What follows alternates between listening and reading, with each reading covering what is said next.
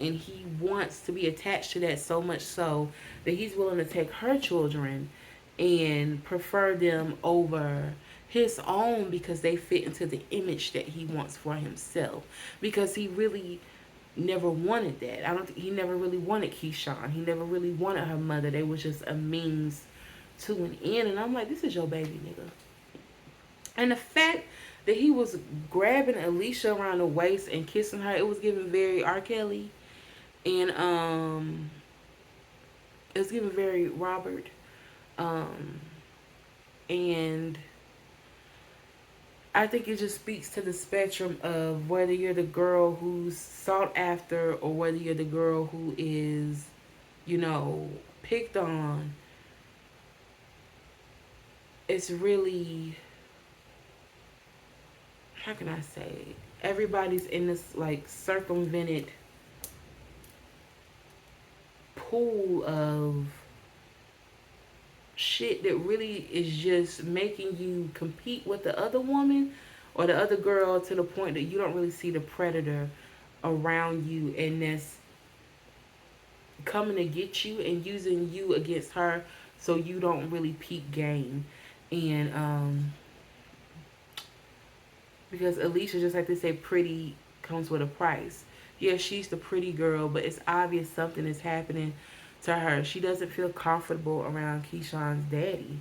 And I think that's what real reason. And the fact that he just so like boldly puts his arm around her and like kisses her in a way that it comes off as like father daughter ish, but we know that's not his intent. It feels very like grooming esque, and you can tell just how she responds to him. She doesn't like it.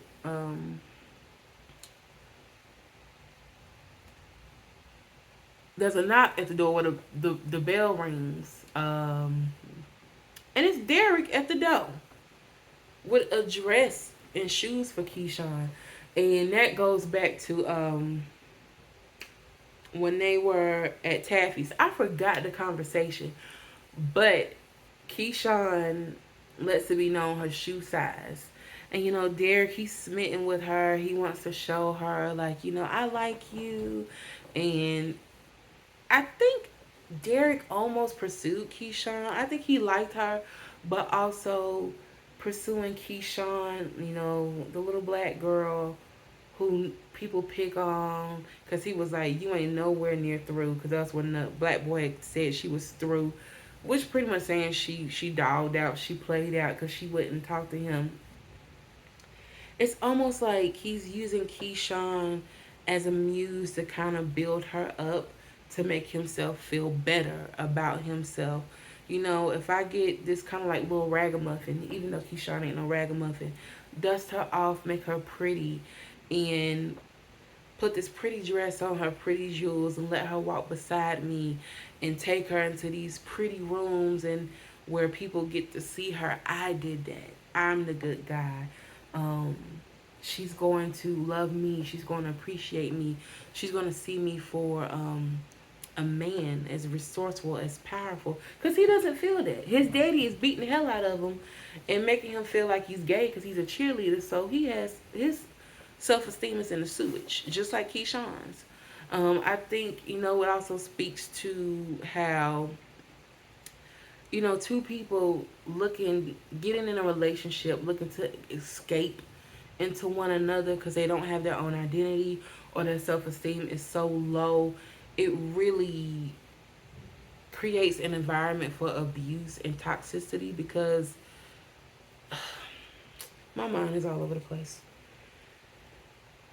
I'm gonna come back to that. I can't finish my thought right now.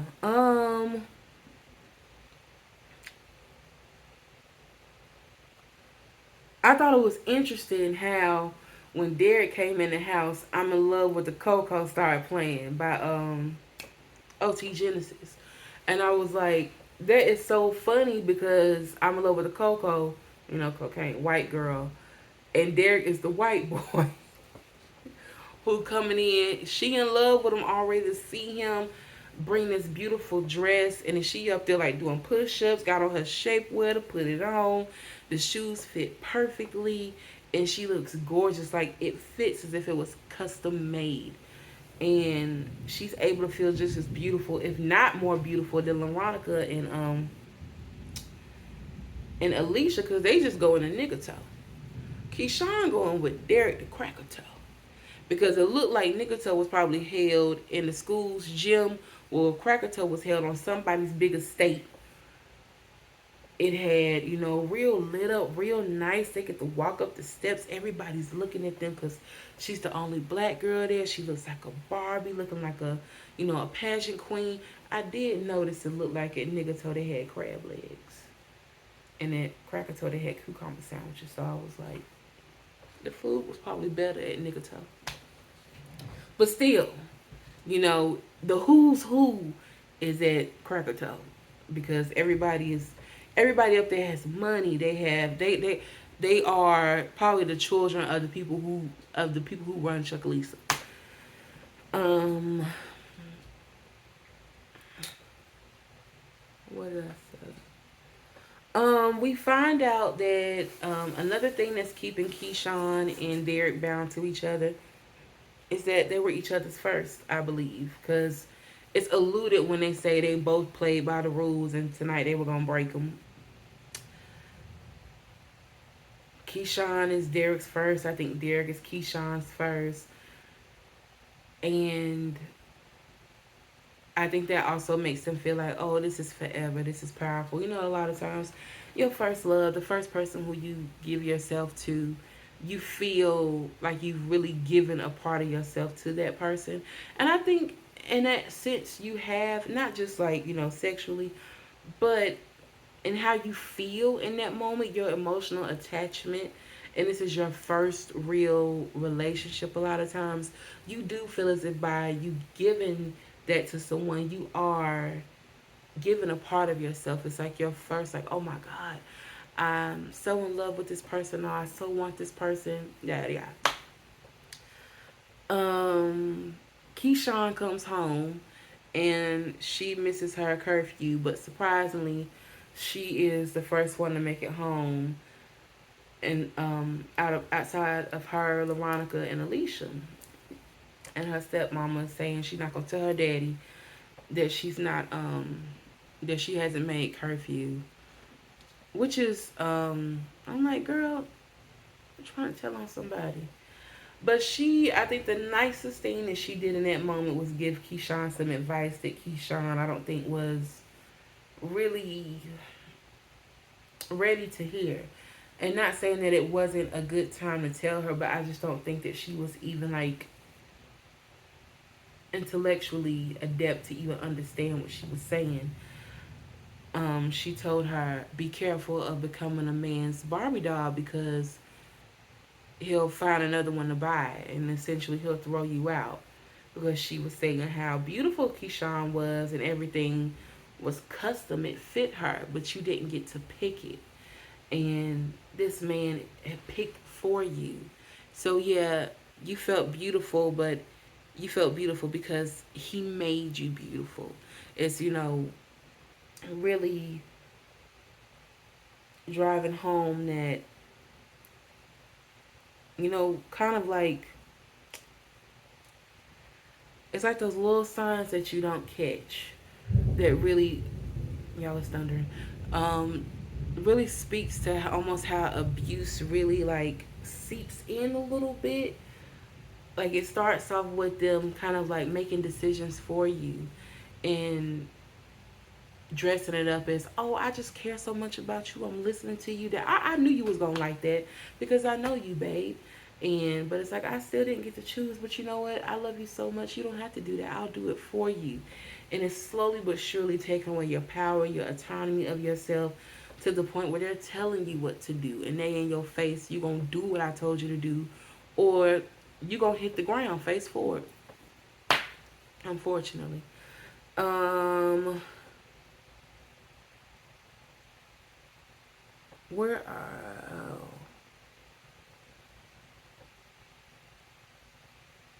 I might be going out of order, but we kind of get back to in real time, where Keyshawn, she's getting ready to, I think, go to Jocelyn's party that she was invited to. I may be all over the place, but that's kind of how the episode, it goes in and out from her past to like her current time. So they're playing with all the money on the floor that they done made from the shows and stuff. And they play that game where you blink at somebody, they gotta die in 30 seconds. And Keyshawn dies and falls in the money all over the floor, and everybody's like, "Oh, they're hyping up." And Rome comes in, and he's like, "Y'all got the money ready?" And they're like, "We gonna get it ready," and stuff like that. And so, but it might have been before this when Keyshawn, I think she had asked Teak, did he want a strawberry, and she was like, "Nah," and he was like, "Nah," and he was like, "I'm straight." And Lil Murda was like, "Man, you want one of these," and he was like, "Nah, nigga, I'm straight." And he was like, "You open your goddamn ears," or something like that. He said under his breath. And Lil Murda looking at him like, "Don't do this right now."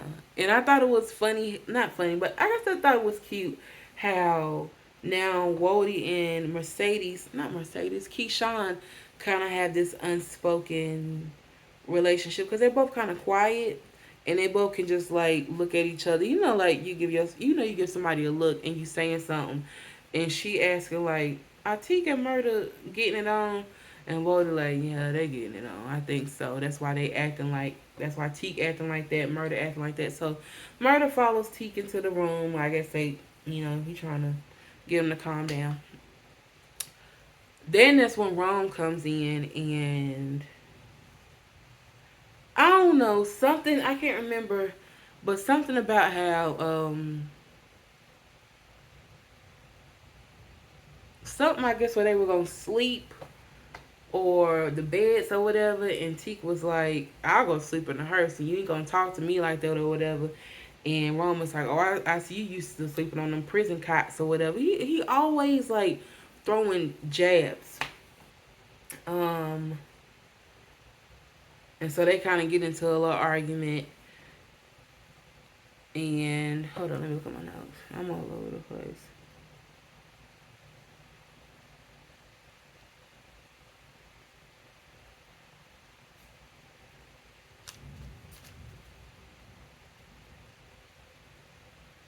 I can't remember what I'm looking at my notes, but I can't remember where I went from there.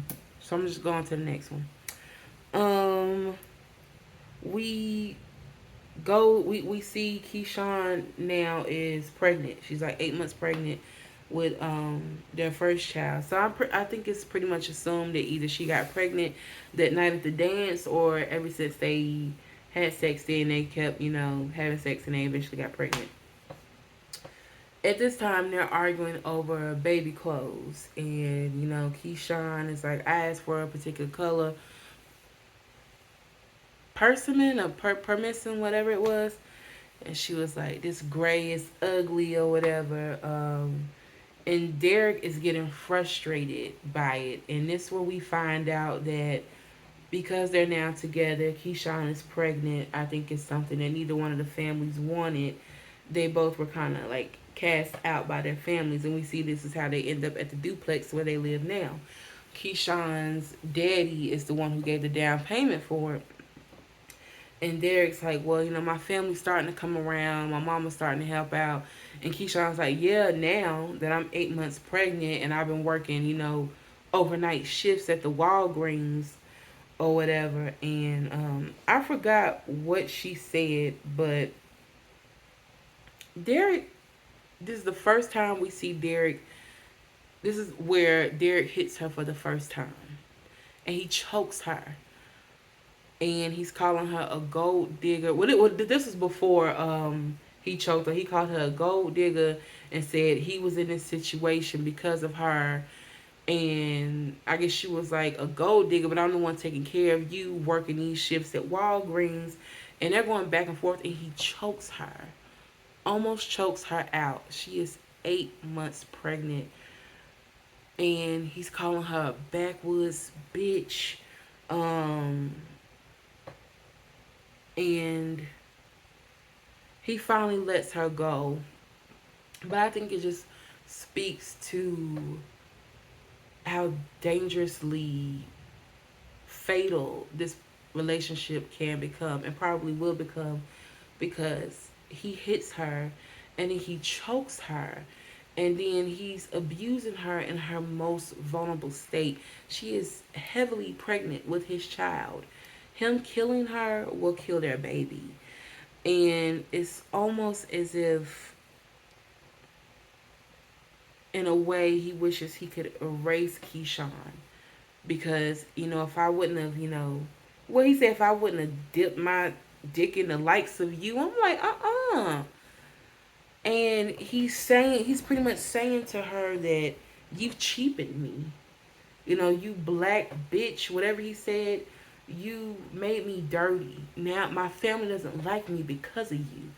And you ain't nothing but a gold digger. You done messed up my life. You only was with me because I was so and so, and now because you done trapped me. You kept saying you trapped me with this baby. Mind you, sir, you gave her that baby when you put it in her womb. And you trapped me with this baby. And it's like for him to choke her while she's pregnant, that could have killed her, that could have killed their baby. And he's spewing these hateful things that I'm pretty sure that was the first time she heard it, and she's never going to remember. She's never going to forget how she felt when he said that, to call her like, this is, essentially the love of her life at this moment, her first boyfriend, the father of her child. I'm pretty sure she's dreaming of happy endings, even though things are not going as good now.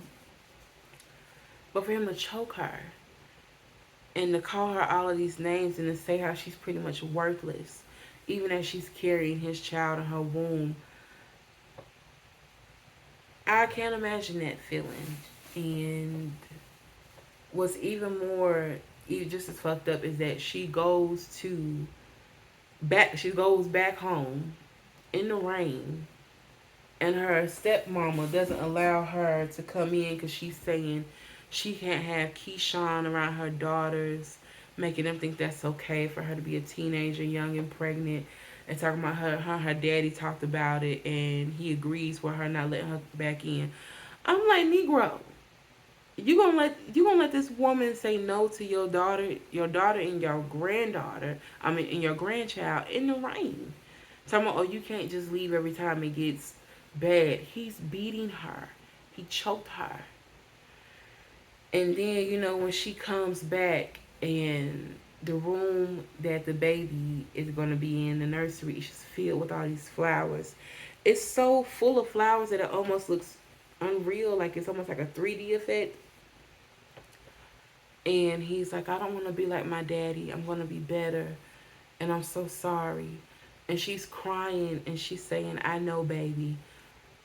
And she accepts her life in that moment. And I think she knows that what has happened, this isn't going to be the last time. And she's going to have to get used to, she's going to have to make a new normal dealing with an abuser, because there's nobody there to help her. Her own family, her own daddy turned his back on her. And I want to know what's up, like, where's Keyshawn's mama?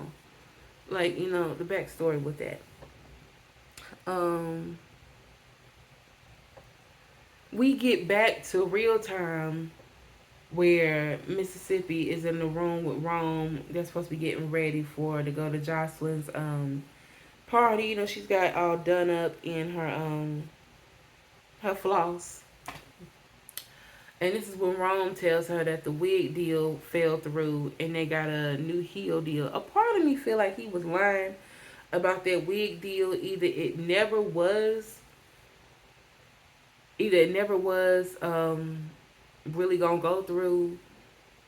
He fucked it up because he didn't know what he was doing, or he really still has it going, and he wants to make Keyshawn think it's not going to cut her out of the profit.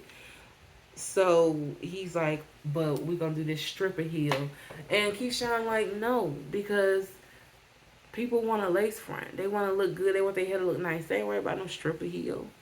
Lace front is a bigger market. You're gonna make more money. So that's in that moment she was really showing where she's smart and she knows how money works and how the potential she has to gain more money and make as much money as possible.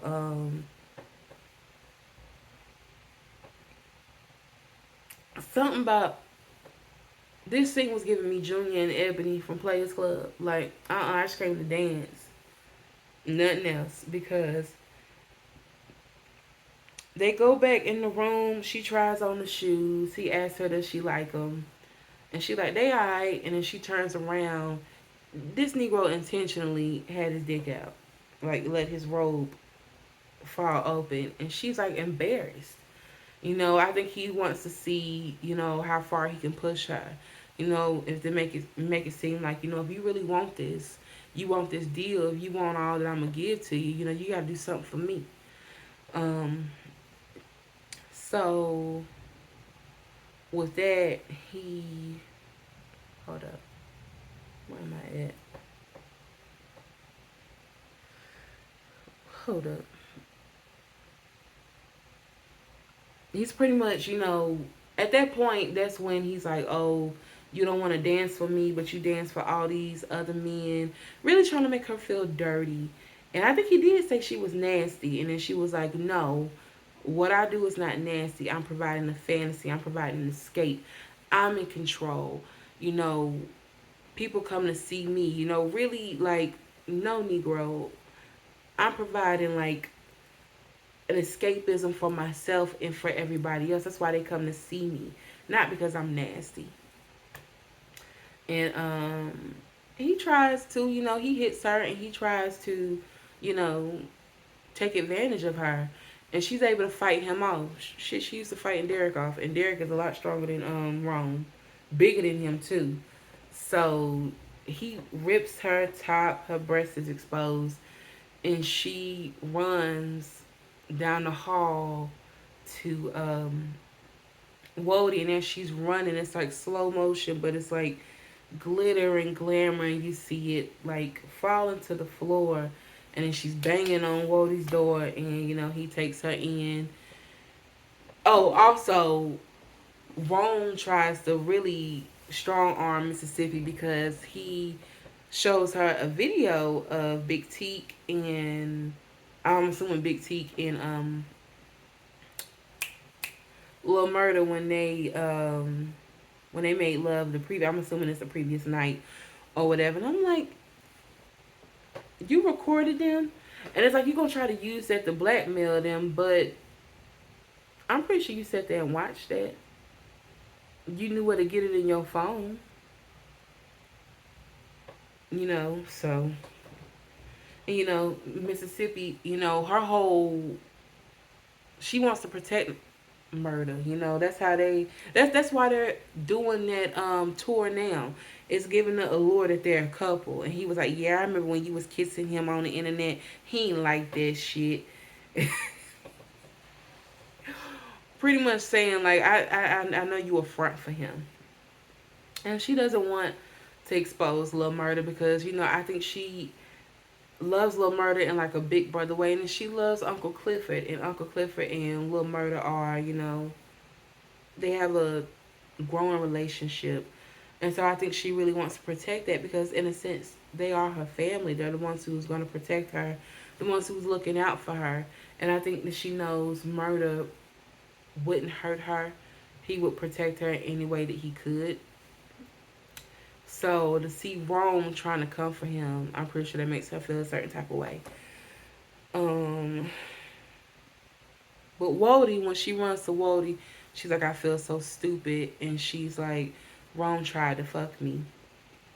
And I think it's so messed up that she didn't say what it was.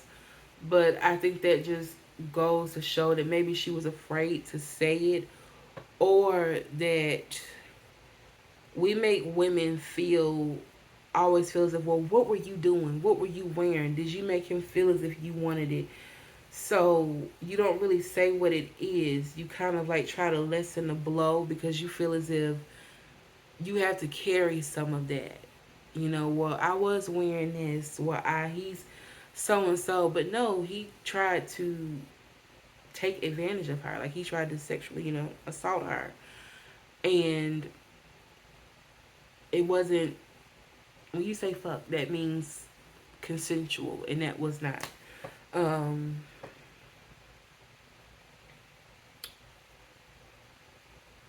Wody reassures Keyshawn that she's not stupid. He said, naive, maybe, ambitious, but you're not stupid. So he consoles her in that moment, give her a robe to cover herself up. But she tells him that, you know, Rome has video of Lil Murda and Big Teak. And she said he knows everything. And for Wody, that's the sign that, it's over for Rome. It's time for him to go. He been ready for him to go. He don't nobody like him. Wody ain't never liked him. But what am I about to say? I think that just speaks to how much Wody wants to protect Lil Murda. Yeah, because he has, monetary interest in him. But I feel like it's something else as well. Like, Wody is like an enigma, and I feel like we think we know, but we do not know. We get to where Keyshawn comes home. Because Wody was like, we got to go on another tour. She's like, no, I want to go home. And I think that Keyshawn, I think she wants to go home because, you know, of what's happened. But I think she also wants to go home because she knows she needs to go home. I don't think she really, like, wants to go be with Derek. But she know, like, I can't leave this fool too long by himself. Ain't no telling what he'll do. Because Derek really gives me the vibe that he will hurt her, them kids, and himself. She comes in. Derek's all like, "Hey, it's mommy." He's bouncing the baby. He over there fixing hot dogs and gonna sit in front of her like it's some gourmet shit. Like, here you go, babe. Came off the tour, got a fresh hot dog for you, a fresh Frank. I'm like, nigga, a hot dog. I've been working on the tour for 2 weeks. A hot dog. But it just almost felt like home sweet home. Sweet home Alabama. But they in Mississippi. But it was giving that vibe like mommy's home. Oh my god, mommy's home. And their 3-year-old son Jaden is on the floor and he's crying and he has like the cover over his head. And I'm like, something's wrong with that baby. And we go to Keyshawn taking him to the doctor, and his elbow has been dislocated. So we know Derek probably been picking that baby up and slinging him all over the place. And the doctor's kind of like, oh, it's just, probably rough playing. But then the nurse sees these bruises on his back, and that's where they're like, oh, this child has been abused. And they know how to take him home.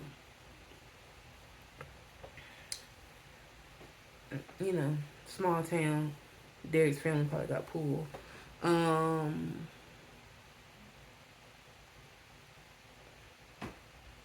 She comes back home with the baby, and Derek is getting ready for a job interview. So I'm wondering, like, what time did she get home? Did she get home really early? Or did she take the little boy on another day? Because I felt like when she first came home, it almost felt like late afternoon. And I was like, who going to a job interview that late in the afternoon? I don't know. I'm like, did she take that baby the day that she came home? Or was it another day? I don't know. But she goes and I think puts him down, probably in the bed. And you can tell she's about to turn around and confront Derek. Derek's getting ready. He's ironed his shirt and everything. And she's like, you didn't ask me what the doctor said. And he didn't ask her because he already knew. He been beating the hell out of that baby. Um, he's like, "Oh, what did the doctor say?" And she was like, "His arm was dislocated, and that's when she was like, he's 3 years old. My baby is 3 years old." And she was like, "You can hit me, you can beat me, but you're not gonna beat my baby." And she was like, "You have to soothe him." And this motherfucker talking about, "You've been gone 2 weeks," like screaming in her face. Them kids whining. I'm like, nigga, 2 weeks? You've been with your kids by yourself for 2 weeks, and you acting like Keyshawn and left y'all for dead. Shout out to Mama D. Done left y'all for dead. 2 weeks? You had to be with your children for 2 weeks, and that was enough for you to start abusing them? Whew. And Derek is like, you train up a child to walk straight, That's how my daddy raised me. Yeah, and fool, you ain't turned out right. You fucked up. You crazy. You are destroying your family from the inside. Like, you are the parasite. You are the danger. And they living with you. I'm like, and she's like, he's 3. He's a baby. And he like, "Keyshawn, I ain't got time for this. I don't want to hear this. I'm getting ready for an interview." And she's like, "You're not going to get it." I was like, girl.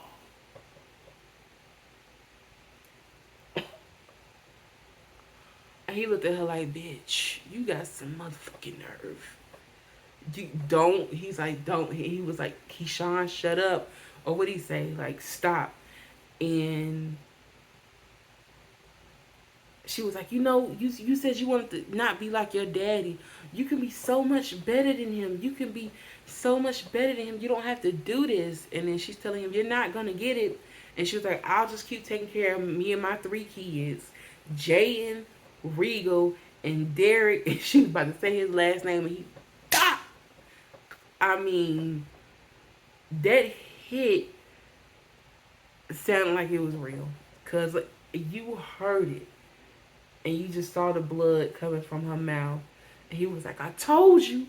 I told you." That he dragged her to the floor, beating her, drags her down by her hair. And I was like, if this ain't what love got to do with it. When them kids was in the door screaming and hollering, he like, "Y'all going in, me and mama just talking." And even though the kids weren't out outside, like seeing him do it, I thought it was their own twist on it by him beating her and him throwing her up against the bedroom door of the kids. So they heard it. I mean, granted they're small, they to probably wouldn't know to know what it is, but he's still beating her in front of their children's bedroom door. And then he has her up by her hair, and he picks up the iron, and he's like about to put it to her face. And I'm like, "Penny, mama, no." And she's like, "Derek, no." She's like, "Anywhere but my face." And I was like, number one, she needs her face because she's a dancer and she take care of the family. But I was like,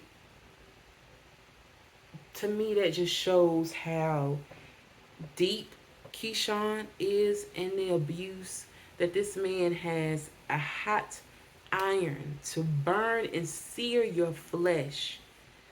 And you don't say, "No, don't do it." You say, "Anywhere but my face." Like, you've already accepted that this man is going to now burn you, intentionally burn you. And you've accepted it, but you said, "You can do it anywhere, just don't do my face."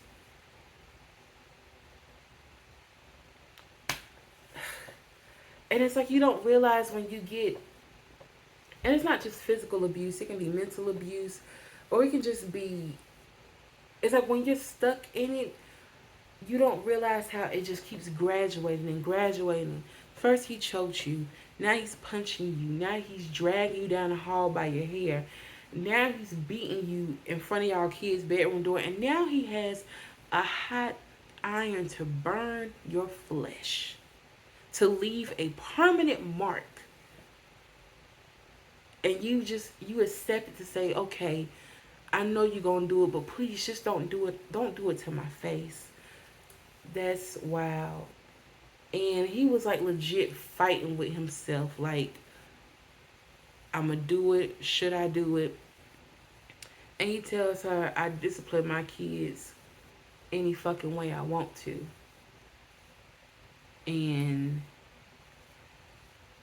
a part of me feels like Keyshawn might have played her hand too